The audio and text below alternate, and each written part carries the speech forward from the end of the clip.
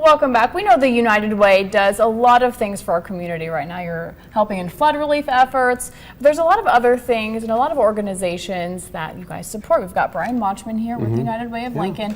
And April is Child Abuse Awareness Month. And we want to shed some light on that and the Child Advocacy Center here in Lincoln that you guys really help to make sure that they're funded and getting much needed supplies and activities, things like that. Yes, it's an agency that we've funded for a long time. They're very important, they're very unique, Child Advocacy Center, and they served about 1,100 clients last year. So it's, you know, child abuse, child sexual abuse is something that is, like we were saying, is a little bit taboo. A lot of people don't want to talk about it, but we feel it needs, you know, they have a Shine campaign going on, and so it's something we feel very, you know, we really like funding, and it's very important.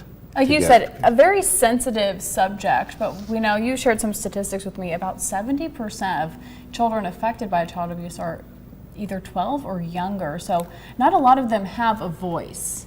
Right, and about 75% are victimized by people that they're acquainted with that are in their circle of they're trusted people. Yes. You hear it all the time on, you know, if you watch Law and Order SVU or NCI, really anything that has to do with those criminal shows that people love, those kind of stem in some cases from real life events where those children look up to people and may be being abused by them. I think the incidence is higher. It's about 1 in 4 girls by the age of 18 would be victims of sexual abuse, and 1 in 6 boys. And so at the center, you know, they are the place, and they partner with, you know, law enforcement, with the Department of Health and Human Services to do forensic interviews, to do medical evaluations, and to really help the families. Probably a lot of what we don't know is how much they support and help the families with just the atmosphere that they have over there, and their staff, and they have a wall where people can write, you know, kids can write and families comments of how they've helped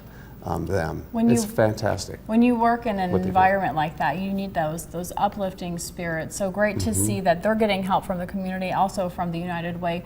Really quickly as we wrap up, if people are interested in helping out with the CAC or helping out with the United Way, who helps so many other causes as well, how can they get involved? Well, their website over at Child Advocacy is Small Voices. They can call. There's trainings, there's an events calendar.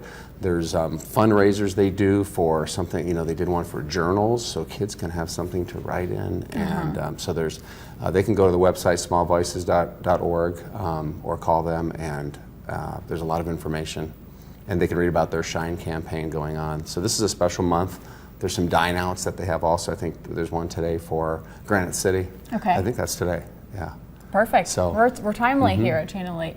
Brian, we appreciate you being on and shedding a little bit more light on the CAC and what they do for all those children in our community. Of course, if you ever know somebody, you think somebody might be a victim of child abuse, always reach out to them as well. They can get you those resources that you need. That's the most important thing, is to call the police, report it. It needs to be reported, and it needs to be known.